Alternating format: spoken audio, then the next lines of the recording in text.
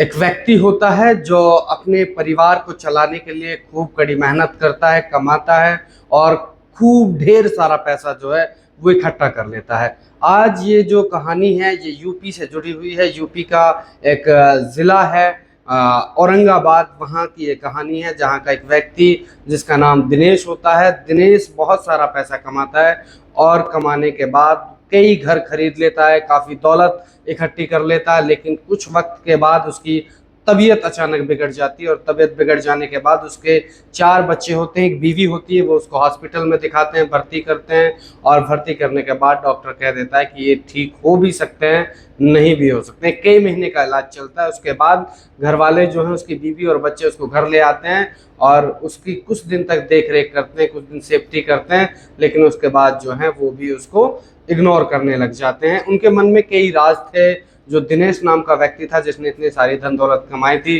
वो चाहता था कि एक राज जो है वो अपनी पत्नी के साथ अपने बच्चे उन सबको बताएं। लेकिन जब उनकी पत्नी और बीवी उनका अच्छा ख्याल नहीं रखती तो उसने देखा कि उनकी एक नौकरानी है जो उनके सारा काम किया करती थी और वो राज जो है वो उस नौकरानी को बताते हैं। और नौकरानी जो है वो जितना पत्नी को करना चाहिए था, उनकी बीवी को करना चाहिए था, उतना सारा काम जो है वो नौकरानी ने किया। क्योंकि जब बीवी जो है वो उसे छोड़कर भी चले जाती है, लेकिन नौकरानी जो है उसको कभी छोड़ के नहीं जाती हैं और वो जो दायित्व जो पत्नी का था वो सारे फ़र्ज जो हैं वो उस नौकरानी ने किए। इसलिए जो राज की बात है वो कहानी है। ये कहानी आपको वाकई में भावुक कर देगी। आपके आंखों से आंसू ओझल हो जाएंगे, आप अपने आंसुओं को नहीं रोक पाएंगे। ये ऐसी एक सच्ची घटना है। चलिए मैं आपको बता देता हूँ। मैं अजय कोहली, आप सभी को मेरा दुआ सलाम नमस्कार। बता दूं कि यूपी का एक औरंगाबाद ज़िला है और वहाँ की ये घटना है जहाँ एक दिनेश नाम का व्यक्ति रहता है और वो पहले इतना सारा धन दौलत कमा लेता है कि अपने इलाके में उसका नाम शोहरत बड़ी तेजी से फैल गई थी। कुछ वक्त आता है और उम्र बढ़ती जाती है और एक बार वो अचानक से बीमार हो जाते हैं। उनको लकवा लग जाता है। लकवे के बाद उनके जो पैरालाइज हो जाने के बाद उनको हॉस्पिटल दिखाया जाता है। डॉक्टर कहता है, उनके बीवी और बच्चे जो उसको हॉस्पिटल लेके जाते हैं, कि ये बच सकते हैं या नहीं बच सकते हैं, ठीक हो भी सकते हैं, नहीं भी हो सकते हैं। जब बीवी और बच्चे इस चीज़ को सुनते हैं तो वो भी सोचते हैं कि कहीं अब इसको यहाँ से ले जाने में ही अच्छा है। डॉक्टर ने अपने हाथ जो है वो खड़े कर दिए। उन्होंने भी अपने उस इलाके के जो नामी हॉस्पिटल था, टॉप हॉस्पिटल था, उसमें उनको दिखाया, लेकिन वहाँ उसका कोई फ़र्क नहीं पड़ा। कई महीने बीत गए, उसके बाद उसको डिस्चार्ज करके घर लाते हैं। कुछ दिन तक चलता है कि बीवी देख रेख करती हैं, बच्चे भी देख रेख करते हैं, लेकिन धीरे धीरे धीरे जो है वो महीना 10 दिन के बाद फिर अपने बच्चे जो हैं उनको लगने लगता है कि ये तो अब एक बोझ बन के रह गया है। लेकिन उसके साथ यहाँ पर ये कहानी ऐसी है कि यहाँ एक उनकी नौकरानी होती है जिसका नाम होता है संतो। संतो जो है वो उसकी देखभाल करती हैं और संतो पूरी तरह से, जब उनका लकवा, बेड पे ही उनका खाना, बेड पे उनका पीना, बिस्तर पे उनका वॉशरूम जाना, टॉयलेट जाना, यहाँ तक कि उनका कुछ भी होता था तो वो बिस्तर पे होता था। संतो जो थी वो सारी रेख देख जो है वो करने लगी थी। मैं आपको बता दूं, जो फर्ज एक बीवी का होना चाहिए था, एक पत्नी का होना चाहिए था, वो पत्नी नहीं करती हैं। क्या करती हैं पत्नी? कुछ दिन तक तो उस चीज़ों को देखती हैं, बीवी बच्चे जो हैं वो देखते हैं, लेकिन जब वो दुख और पीड़ा में उस वक्त में होते हैं तो वो उस घर से शिफ्ट होकर, क्योंकि उसके पास काफ़ी बंगले थे, काफ़ी दौलत उसके पास थी, उसके बीवी बच्चे जो हैं उसको छोड़कर दूसरी जगह जो है वो शिफ्ट हो जाते हैं। अब वहाँ उनके पास सिर्फ अगर कोई रहता है तो वो एक संतो नाम की उनकी नौकरानी जो सिर्फ उनके पास थी।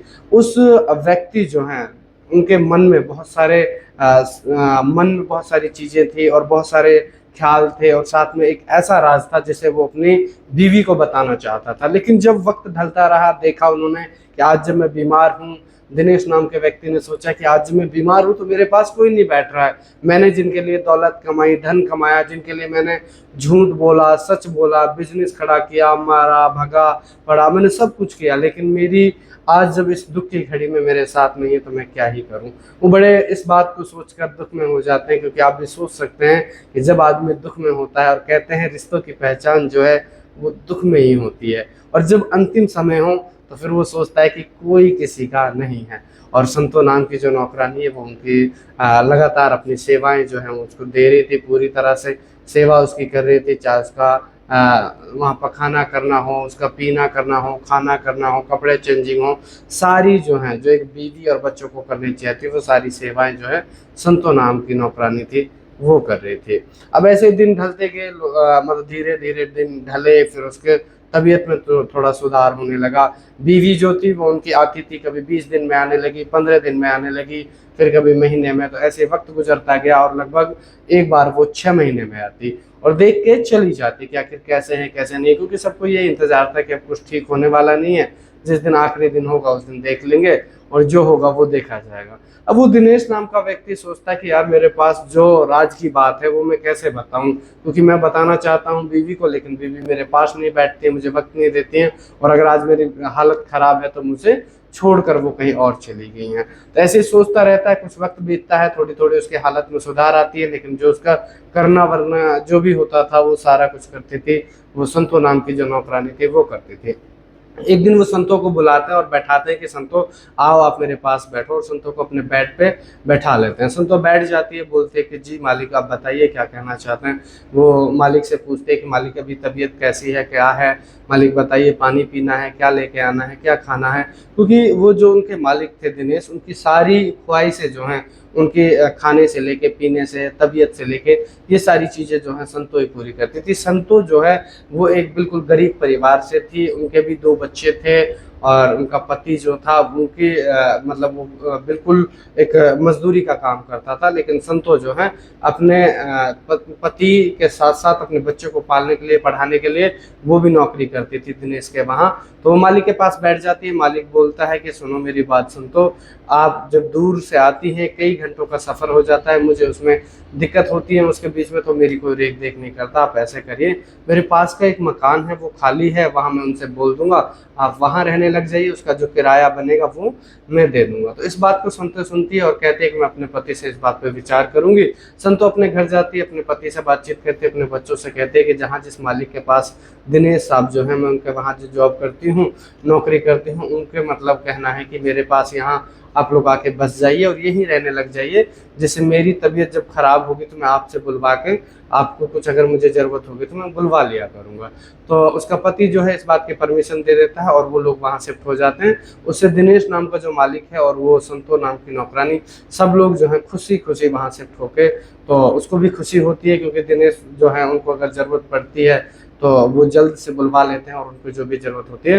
फिर उसके बाद ऐसे दिन गुजरता जाता है, फिर वो धीरे धीरे चलने लगते हैं, क्योंकि संतों की इतनी मेहनत रही कि जैसे उसने बैठना शुरू कर दिया, उसकी मालिश की, उसका दवा दिया, उसको टाइम पे सारी चीज़ें की, और फिर इतना हो जाता है कि धीरे वो बैठते हैं, बैठने के बाद वो धीरे धीरे चलने के इस स्टेज में आ जाते हैं कि वो चलने लगते हैं और तबीयत में काफ़ी सुधार आने लगता है। देखिए इस बात में ये था कि वो चाहते थे कि मेरे पास जो बंगला है, मकान है, मैं उसमें भी इसको रख सकता हूँ, लेकिन उसकी बीवी कल को उसको कहने लग जाए कि आपने रखेल बना रखी है, या फिर लोग समाज ये सब बोलने लग जाए कि आपने किसी को संतो जो है उसको रखेल बना के रखा, या फिर उसका पति कहने लग जाए।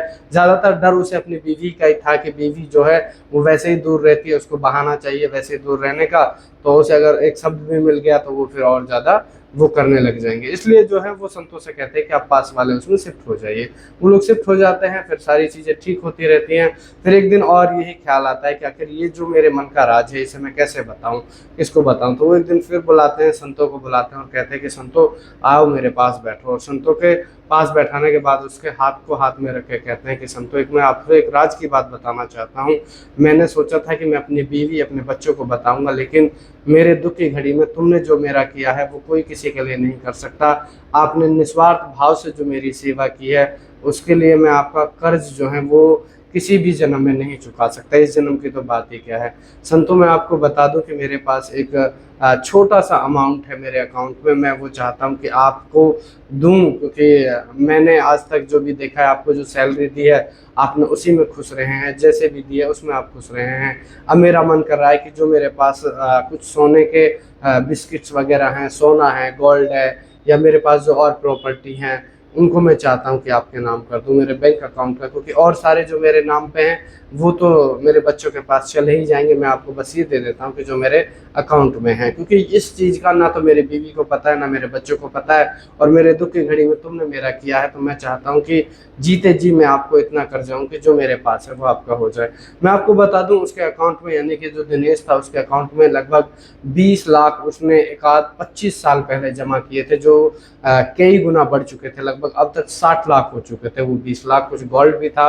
वो चाहते हैं कि दिनेश संतों को फिर नाम कर दिया जाए। वो संतों को लेके जाते हैं और संतों को ले जाने के बाद वो उनका अकाउंट खुलवाते हैं। अकाउंट खुलवाने के बाद संतों के नाम पे वो सारे पैसा जो है वो ट्रांसफ़र कर देते हैं और कहते हैं कि संतों से, देखिए संतों, ये पैसे पे हक सिर्फ अब तुम्हारा है। मैंने सोचा था कि मैं इसे अपने बीवी बच्चों को दूंगा, लेकिन वो मेरे इस दुख के घड़ी में नहीं रहे, आपने मेरी सेवा की, इसलिए मैं चाहता हूँ कि आप एक अच्छा घर बनाएं, अच्छा मकान बनाएं और इस चीज़ को राज ही रहने दें, क्योंकि अगर मेरी बीवी को पता लगेगा तो मेरे ऊपर और आपके ऊपर मतलब जो है उंगलियां उठाएगी, ये समाज के लोग उंगलियां उठाएंगे, आंचल लगाएंगे, कहेंगे कि पता नहीं क्या सीन था, क्या रहा होगा।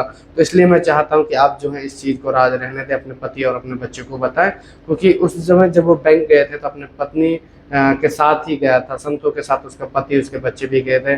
सब लोग उस अमाउंट को देखकर, क्योंकि जिन लोगों ने कभी 20,000 अच्छे से नहीं देखे हों, उन लोगों के सामने अगर 60 लाख आ जाएं, 20 लाख के बाद वो 60 लाख हो गए, वो 60 लाख की बात आ जाए, तो सोचिए उनकी खुशी कितनी बन गई होगी, इगनी दुगनी चौगनी हो गई। उनकी इस खुशी को देखकर जो है दिनेश जो है वो भी खुश हो गए, क्योंकि उन्होंने चाहा था कि मेरी जिन्होंने इतनी सेवा की है, मेरा सब कुछ किया है, मुझे दवाई दी है, मेरा पोटी साफ किया है, मुझे खाना खिलाया है, मेरी जितनी भी सेवा जो मेरे बच्चों, मेरे पत्नी को करनी चाहिए, जिनके लिए मैंने अरबों खरबों की दौलत इकट्ठी की, उन्होंने मेरा कुछ नहीं किया, लेकिन इस संतों ने जो मैंने इसको देता रहा था उससे मेरा पालन पोषण इसका घर का चलता था और मेरा सब कुछ इसने किया है। तो वो पैसे जो है उसके नाम पे ट्रांसफ़र कर देता है और वो उसको दे देता है। और संतों भी इस चीज़ के लिए उनका धन्यवाद करती है और कहती है, शाबाश, मैंने कभी नहीं सोचा था कि ऐसे भी लोग होते हैं। मुझे आपने जो सैलरी दी उसे तो मैं मिल ही रही थी, मैं उसे अपना जीवन यापन कर रही थी और मेरा परिवार चला रही थी। इतनी बड़ी रकम जो है मैंने ज़िंदगी में कभी सोची नहीं थी, जितनी आज आपने मुझे दे दी है। इसके लिए हम और हमारा परिवार आपका ऋणी नहीं रहेगा। लेकिन दिनेश कहता है, जो उनका मालिक था, कि नहीं, इस पे हक सिर्फ आपका है, क्योंकि मेरे साथ जो हुआ, मेरी जो हालत थी उसमें अगर सुधार हुआ है, आज मैं चल फिर पा रहा हूँ, थोड़ा उठ पा रहा हूँ, बैठ पा रहा हूँ, अच्छा सा लग रहा हूँ, तो ये सिर्फ आपकी देन है और जो भी है वो आपकी वजह से है। इसलिए ये अमाउंट मैं आपको जो दे रहा हूँ ये कुछ भी नहीं है, 60 लाख कुछ भी नहीं है जितना आप मेरे लिए किया है, क्योंकि मैंने अपने बच्चों के लिए किया, उनके लिए अरबों की दौलत छोड़ी, उन्होंने मेरे साथ कभी साथ ही नहीं दिया। तो मैं आपको बता दूँ, ये सच्ची घटना यही तक की थी कि जब संतो जो हैं उस सारे पैसे को अपने लेके उनकी सेवाएं करती रहती हैं और इसी तरह से निरंतर चलता रहता है। और मैं आपको बता दूं कैसी लगी ये घटना, क्योंकि जहां ये देखा गया कि रिश्ते जो हैं वो दुख में पता लगते हैं कि आखिर किस तरह कैसे निभाए जाते हैं। ये संतो और दिनेश की कहानी, जहाँ पर एक नौकर एक मालकिन, इसमें ये सबसे अच्छी चीज़ रही कि उनके चरित्र को लेकर अगर बात करें, दोनों का चरित्र बिल्कुल पाक साफ था, किसी के मन में कोई गलत व्यवहार नहीं था, किसी के मन में कोई गलत तरह के विचार नहीं थे, सिर्फ एक नौकर और मालिक के थे, सेवा भाव का था। संतों ने अपनी जो है वो पूरा फ़र्ज़ निभाया और फ़र्ज़ निभाने के बाद दिनेश का भी जो मन किया कि इनके ऊपर कुछ देना चाहिए, इनको कुछ देना चाहिए, तो इसलिए वो अमाउंट जो उन्होंने जोड़ के रखा था, जो राज की बात थी वो ये थी कि वो 20 लाख रुपए जो उसने 25 साल पहले जमा किए थे, वो 60 लाख हो गए थे, वो उन्होंने संतों को दे दिए।